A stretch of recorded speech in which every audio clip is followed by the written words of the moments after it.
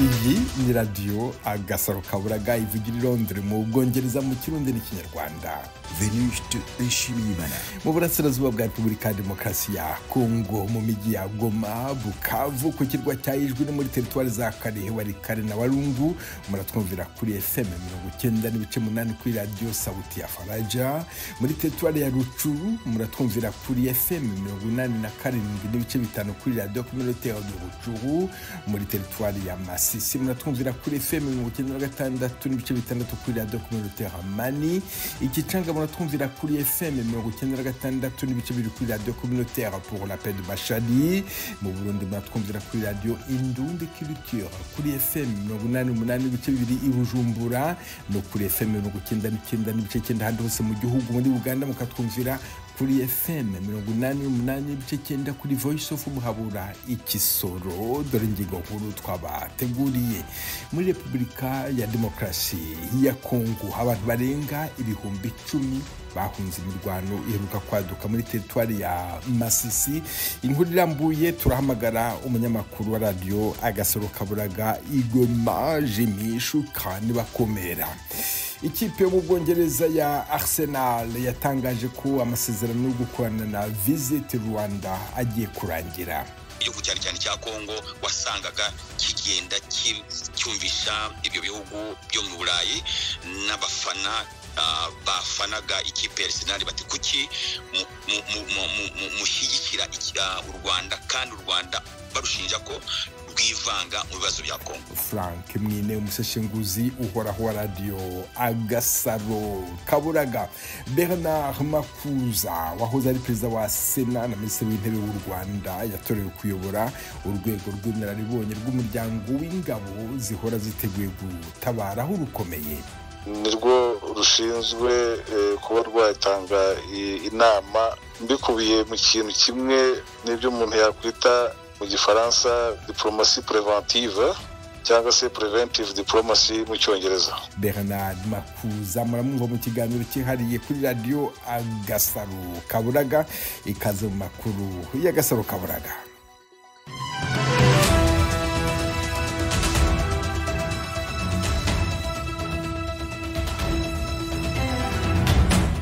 Duhere ku makuru avugwa hirya no hino ku isi mugizweho na mugenzi wacu Temistokle Mutijima. Muri Nigeria, umukuru w'abiyonkoye ku butegetsi Nnamdi Kanu yahamijwe ibyaha by'iterabwoba, ubugambanyi n'ibindi byaha nyuma y'urubanza rumaze imyaka 10. Yakatiwe ibihano 4 byo gufunga ubuzima bwe bwose, byose agomba gukora icyarimwe. Abashinjacyaha bamusabiraga igihano cyo kwicwa, ariko umucamanza avuga ko icyo gihano kitavugwaho rumwe mu gihugu. Urukiko rwanzuye ko Kanu yakoresheje uruhererekane rw'ibiganiro binyuranye ashishikariza urugomo mu bikorwa byo guhamagarira ko habaho leta yigenga ya Biafra. Muri siporo ho, ikipe ya Arsenal yo mu Bwongereza iravuga ko nyuma y'umwaka w'imikino wa 2025-2026 izasesa amasezerano yayo y'ubufatanye y'imyaka 8 yari ifitanye na Visit Rwanda. Ubu buterankunga bwamamazwaga ku kuboko kw'imipira ya Arsenal bwatangiye mu 2018 kandi bufite agaciro karenga miliyoni 10 z'amapaundi yishyurwa buri mwaka. Ikipe ya Arsenal n'ikigo cy'u Rwanda gishinzwe iterambere RDB bavuga ko bemeranyije kugushyira umusozo kuri aya masezerano, bavuga ko ubwo bufatanye bwamaze kugera ku ntego zabwo mu guteza imbere ubukerarugendo n'iterambere rya siporo. Muri Senegal ho, Perezida Bassirou Diomaye Faye yagiranye ibiganiro n'abayobozi b'ishyaka rye riri ku butegetsi PASTEF mu gihe hari ibimenyetso by'umwuka mubi ukomeza kwiyongera. Amakuru haragaragaza ko hari amakimbirane hagati ya Faye na Minisitiri w'Intebe Ousmane Sonko, aho batavuga rumwe ku mavugurura aheruka gukorwa mu ihuriro ryabo. Abasesenguzi bavuga ko aba bombi bamaze igihe babonwa nk'abanywanyi mu bya politiki, bashobora kuba batanarimo guhuza ku bijyanye n'ubwihutirwe bw'uko guverinoma igomba gushyira mu ngiro gahunda yayo y'amavugurura. Naho mu Buholandi ho, abashinjacyaha barasabira Emmanuel Walid gufungwa imyaka 20. Walid wamenyekanye kandi ku mazina ya Tewelde Goitom ni umunya-Eritrea ushinjwa kuyobora rimwe mu matsinda akomeye akora ubucuruzi bw'abantu. Akekwaho kuba yarafungiye ibihumbi n'ibihumbi by'abimukira muri Libya bagakorerwa iyicarubozo hagamijwe kwaka amafaranga y'incungu mu bagize imiryango yabo, barimo n'ababa mu Buholandi baba barumvishijwe kuri telefone amajwi y'ababo bakorerwaga iyicarubozo. Muri Afurika, perezida w'Ubufaransa Emmanuel Macron yatangiye uruzinduko rw'iminsi 5 kuri uyu mugabane, atangiriye mu birwa bya Maurice, aho abaye umuperezida wa mbere w'Ubufaransa usuye iki gihugu kuva mu myaka 30 ishize. Perezida Macron avuga ko agamije kuvugurura ubufatanye bw'igihugu cye n'uyu mugabane mu gihe iki gihugu kigenda gitakaza ijambo n'ijabo ryacyo cyahoranye muri Afurika. Umukuru w'Ubufaransa kandi azanajya muri Afurika y'Epfo aho azitabira inama ya G20. Nyuma yaho azasura ibihugu bya Gabon na Angola. I Vatikani ho Papa Leo wa 14 yasabye ko abimukira bagaragarizwa impuhwe no kubahwa mu buryo bafatwamo muri Leta Zunze Ubumwe za Amerika. Umushumba wa Kiliziya Gatolika yashimangiye itangazo ry'abepiskopi Gatolika bo muri Amerika rinenga umwuka w'icyoba wazanwe n'ibikorwa biriho ubu byo guhiga bukwara bimukira. Papa Leo yavuze ko mu gihe ibihugu bifite uburyo bunyuze mu mategeko bwo gukemura ikibazo cy'abimukira, abantu bakwiye buri gihe gufatwa mu buryo bwubahiriza ikiremwa muntu. Urakoze Temistokle mu Tijima. Aya makuru mushobora kuyakurikira ku mbuga zacu za YouTube na WhatsApp aho baza Agasaro Kaburaga, no ku rubuga rwa internet wa eshatu Agasaro Network .com. Agasaro Kaburaga. Nababwiraga mu ngingo nkuru muri Repubulika ya Demokarasi ya Kongo, abantu barenga 10,000 bahunze imirwano iheruka kwaduka muri teritwari ya Masisi mu ntara Kivu y'Amajyaruguru. Nk'uko ubuyobozi bubivuga, izo mpunzi zirimo gukomeza gushakira ubuhungiro muri grupoma ya Waluwanda muri teritwari Hanbibi na Walikale, mu gihe imirwano ikomeje gukaza umurego. Inkuru irambuye Igoma yatuguwe n'umunyamakuru wa radio Agasaro Kaburaga Jimishu kandi bakomera. Grupema ya Waluwanda ibarizwa muri teritwari ya Walikale mu burasirazuba bwa Repubulika ya Demokarasi ya Kongo mu ntara Kivu ya ruguru, imaze kwakira impunzi zirenga 10,000 ziturutse mu teritwari ya Masisi ihana umupaka na teritwari ya Walikale. Aya makuru yemezwa n'ikigo cy'umuryango w'abibumbye gishinzwe ubutabazi OCHA ndetse n'ikigo gishinzwe amajyambere muri Walikale, Bureau d'études pour le développement de Walikale, BDEWA mu mpinamagambo, muri raporo yabyo yashyizwe ahagaragara kuri uyu wa kane. Iyi raporo ivuga ko zimwe muri izo mpunzi zicumbikiwe mu bigo by'amashuri, ibigo nderabuzima ndetse n'ibibanza bya leta bibarizwa muri iyo grupema. Urugero OCHA na BDEWA batanga n'abacumbikiwe mu karere k'ubuzima ka Itebero, aho bahageze kuva tariki 12 ukwezi kwa 10 uyu mwaka. Ibi kandi byemezwa n'amashyirahamwe atandukanye aharanira uburenganzira bwa muntu akorera muri ako gace, aho avuga ko aba baturage bagiye bahagera baturutse mu bice bitandukanye nka Ziralo, Mabuku, Kalonge na Kabare, uduce tubarizwa muri grupema ya Ziralo mu teritwari ya Kalehe mu ntara ya Kivu y'Epfo mu burasirazuba bwa Repubulika ya Demokarasi ya Kongo. Abandi muri bo baturutse muri grupema ya Ufamando ya mbere n'iya kabiri muri teritwari ya Masisi mu ntara ya Kivu ya ruguru, bahunga imirwano yahuzaga ingabo za leta zifatanyije na Wazalendo ubwo zatanaga mu mitwe na AFCM 23. Ayo mashyirahamwe yemeza neza ko abo baturage babayeho mu buzima bugoye cyane, aho babura ibyo kurya ndetse n'ibikenerwa by'ibanze mu buzima bwabo bwa buri munsi. Kugeza ubu leta n'amashyirahamwe atabara bari mu kaga ntarabashya kubageraho ngo abazanire ibyo kurya n'ibyo bakeneye mu buzima bwabo bwa buri munsi. Ikigo BDEWA na OCHA bivuga ko mu gihe nta gikozwe vuba na bwangu kuri aba banyekongo, ingaruka mbi zishobora kubageraho, cyane ko umubare munini ugwiriyemwe abana bari munsi y'imyaka 5 bashobora guhura n'ikibazo cy'ibura ry'ubutabazi bwihuse. Bamwe muri abo bahunze bavuga ko kuva bagera mu bice bya teritwari ya Walikale bigenzurwa na leta batarabona babitaho, bikaba bibatera kwinubira cyane ubwo buzima babayemo, yewe bamwe bakaba batangiye gusubira mu bice baturutsemo aho bumva ko hamwe na hamwe hagiye hagarukamwe umutekano. OCHA ivuga ko abaturuka muri Masisi na Kalehe baza biyongera ku bandi baturuka mu bindi bice bitandukanye bya teritwari ya Walikale bahunga urugomo rwa Wazalendo muri lokalite ya Kibuwa na Pinga. Ubuyobozi bwa AFCM 23 bwumvikanisha ko ingabo za leta zikomeje kugenda zitera ibirindiro byabo bibarizwa cyane muri teritwari ya Masisi, muri secteur ya Oso Banyungu ndetse na Katoyi, zombi zihana umupaka na teritwari ya Walikale. Mu kiganiro bagiranye n'itangazamakuru kuri uyu wa kane mu mujyi wa Goma mu burasirazuba bwa Repubulika ya Demokarasi ya Kongo, aho basobanuraga ibigize amasezerano yasinywe hagati ya AFCM 23 na leta ya Kongo, Bwana Benjamin Mbonimpa, umwe mu bayobozi ba AFCM 23, yatangaje ko kugeza ubu ingabo za Kongo zidahwema gutera ibirindiro bya AFCM 23 bagerageza kwigarurira uduce dutandukanye twamaze gufatwa n'ihuriro rya AFCM 23, ibintu yavuze ko bidashoboka. uyu yatangaje kandi ko iyo bigenze bityo M23 ihitamo kwirwanaho igasubiza nyuma ibitero bya Wazalendo mu kugerageza kurinda abaturage bo muri utwo duce. Bwana Benjamin Mbonimpa kandi yakomeje yumvikanisha uburyo igihe cyo yise ubushotoranyi no kutubahiriza amasezerano y'Doha muri Qatar bikomeje, nta kabuza AFC M23 itazahwema kwirwanaho no gusubiza inyuma ibyo bitero aho byatera bituruka hose. Gusa guverinoma ya Kinshasa nayo ntihwema gutera utwatsi bivugwa na AFC M23 ishinja umutwe kuba ari utubahiriza amasezerano y'agahenge ahora sinywa. Ihuriro rya AFC M23 rivuga ko inzira yose yatuma amahoro n'umutekano usesuye bigaruka mu baturage zayakiriza yombi. Agasaro Kaburaga. Ikipe yo mu Bwongereza ya Arsenal yatangaje ko amasezerano yo gukorana na Visit Rwanda agiye kurangira. Uwo mushinga wo kwamamaza igihugu ufite agaciro karenga miliyoni 10 z'amapaundi buri mwaka uzarangirana n'uyu mwaka w'imikino wa 2025-2026. Ikipe ya Arsenal hamwe n'ikigo cy'igihugu gishinzwe iterambere RDB batangaje ko bumvikanye mu bwumvikane kudasubira guhanga amasezerano mashya kuko intego yo guteza imbere ubukerarugendo n'iterambere rya siporo imaze kugerwaho. Ndi kumwe n'umusesenguzi uhoraho radio Agasaro Kaburaga Frank Mwine waramutseho. Mwaramutse neza Juveniste, murakomeye. Ndaho hano mu Bwongereza turimo turavuga iyi kipe ya Arsenal ikomeye cyane hano mu Bwongereza, cyane mu mujyi wa Londres, ariko tugaruka ku bufatanye yari ifitanye n'u Rwanda bavuga yuko buzarangira mu mpera za shampiyona z'umwaka utaha. Kuba ubu bufatanye burangiye bisobanura iki? Urakoze Venuste. Urabona u Rwanda rutangira ayo masezerano n'ubufatanye bari bafite intego yuko yatera ari uguteza imbere ubukerarugendo. Ayo mafaranga uko maze kuvuga barayatanze, ariko habaye yuko bagikora ayo masezerano habayeho abantu mu gihugu ndetse mu Rwanda n'abanyarwanda baba hanze baravuga bati amafaranga ku kimwe yatanze mwagomba kuyashyira mu bindi bintu byiteza imbere.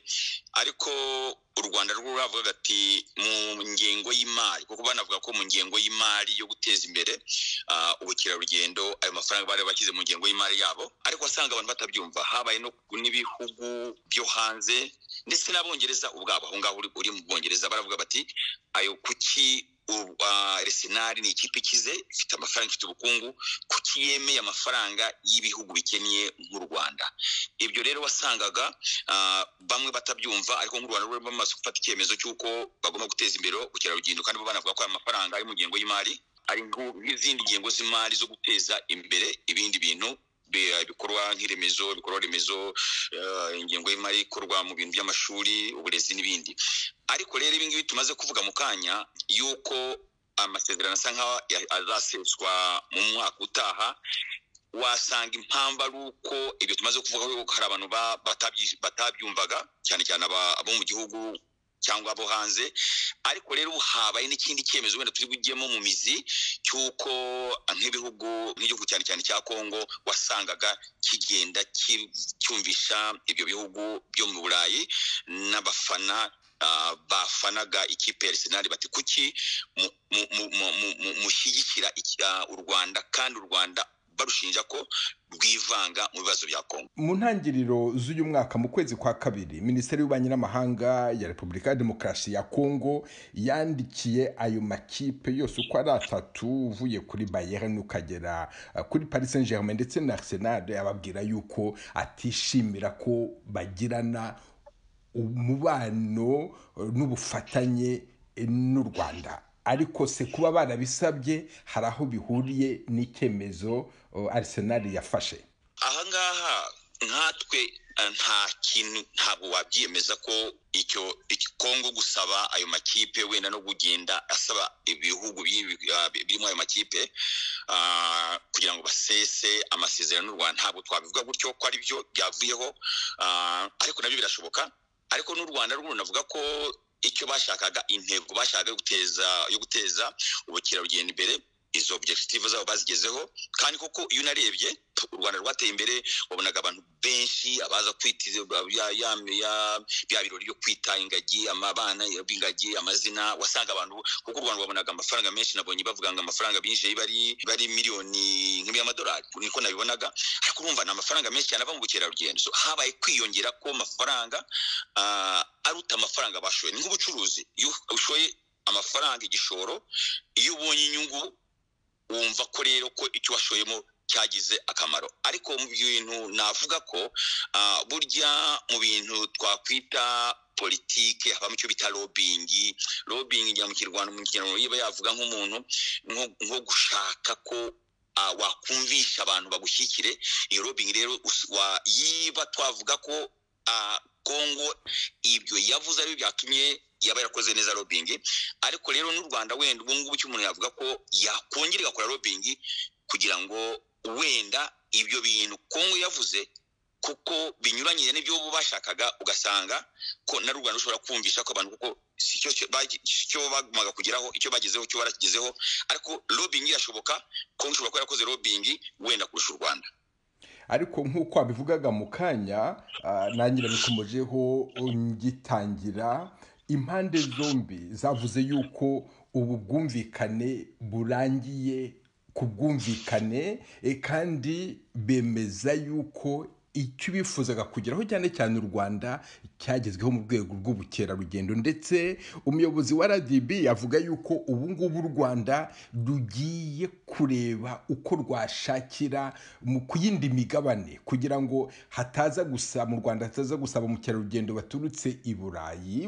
hari hashize imyaka 7 aribo bareba gusa ubu none bashaka kureba n'abaturutse muri za Amerika n'ahandi ibyo byo ntabwo bihagije kugira ngo umuntu yumve yuko kushakira ubufatanye ku migabane itandukanye nabyo bishobora kongera umusaruro birashoboka urumva ubukerarugendo ni imwe mu nkingi z'ubucuruzi kuko bavuga uti mfite amabuye y'agaciro nk'uko bavuga uti mfite ikawa mfite peteroli hari ibihugu bifite peteroli hari naho usanga ibyo bihugu bifite peteroli hari abafatira ibyemezo zandi bajye bita sanctions bakavuga tubafatira imbarigo ariko nyuma n'ubundi imbarigo ikavaho ubucuruzi bukagaruka urumva rero nta gitangaza gwende mu cyuma yatangare no kuvuga ngo wenda Kongo we iragenda ikavuga iti lobbying yanye nakoze ni yatumye wenda Arsenal n'andi makipe abihagarika ariko icyo cyemezo twebe turareba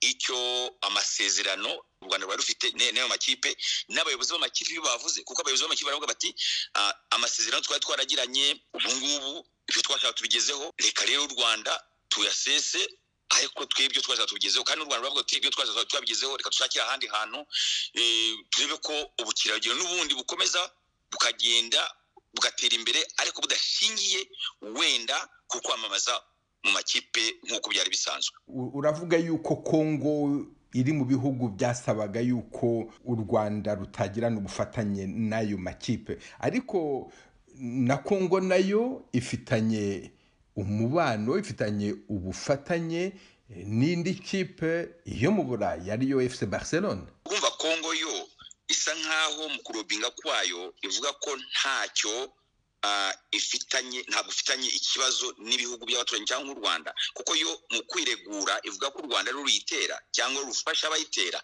urumva yo muri lobbying yayo ntabwo twafika ko ifite nk'ikizinga umuntu avuga ikizinga cy'uko wenda umuntu avuga ati impamvu wenda abafana batafana Kongo nuko wenda ifite ikibazo ariko urumva icyo irashaka nibyo twavuze lobbying wigakoresha yindi lobbying ikumvisha abantu ko u Rwanda rufite ikibazo gituma iko u Rwanda rwafatira ibyemezo kugira ngo benda ibyo bihugu byonde byashyikiraga u Rwanda bitakomeza gushora amafaranga kwemera u Rwanda gushora amafaranga mu ya makipe yabo ariko se Frank Mwine dufitanye ikibazo wajya muri societe icuruza umuriro ukababwira ngo mukate uwo muriro ntujye kwanshimira Imana ngo kubera ko mfitanye ikibazo nawe kandi nishyura umuriro ariko uwo muriro uraturuka hehe kuko iyo uvuze ngo kuko aho umuriro uturuka ni naho hari abo bantu b'abayobozi hari abayobozi bari mu rwego rwa politike bashobora kubatumva ibibazo kimwe icyo ni kimwe cya kabiri ariko ayo makipe nayo hari abafana abafana rero nabo iyo ugiye kubabara ukareba uko bigenda usanga abafana bumvira cyane Kongo kuruta kumvira w'u Rwanda cyangwa n'ibindi bihugu. Ibyo bivuga ko Kongo ifitanye ikibazo nabo, ugasanga ni nkuko bafatira ibyemezo abayobozi ba M23 bafatiye abayobozi ba Kongo, kuko urumva ikibazo kiri ngo ninde uteza undi kibazo. Icyo kibazo rero wa wundi ashoboye kucyumvisha abantu niho handi twise lobbying yiziramo. Frank Mwine, umuseshenguzi uhoraho wa radio Agasaro Kaburaga, ndagushimiye cyane kandi nkwifurije umunsi mwiza. Urakoze Venuste kandi mugire amahoro.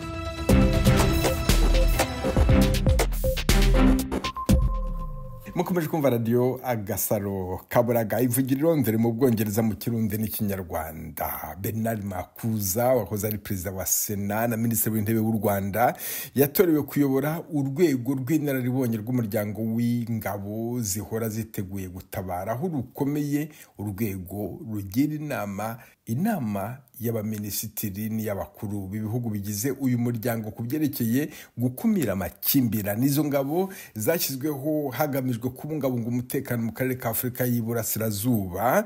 Buri karere ka Afurika ni ukuvuga amajyaruguru, hagati, amajyepfo, Burasirazuba n'Uburengerazuba, bose bagira izi ngabo zihora ziteguye gutabara aho rukomeye.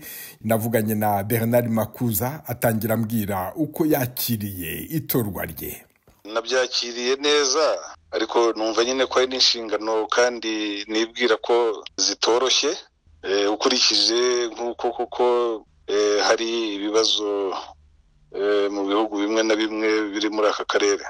Uru rwego rwo ruzamara iki, ruzafatanya rute n'izo ngabo zigomba gutabara? Nta nubwo ari urwego rushya kuko ubu twebwe tugiyeho ni icyiciro cya kabiri. Icyiciro cya mbere cyarangije igihe cyacyo. Uru rwego rukaba rwari ruyobowe n'uwahoze ari perezida w'u Burundi nyakubahwa Sylvestre Ntibantunganya. Ubwo rero akaba ariyo twasimburanye.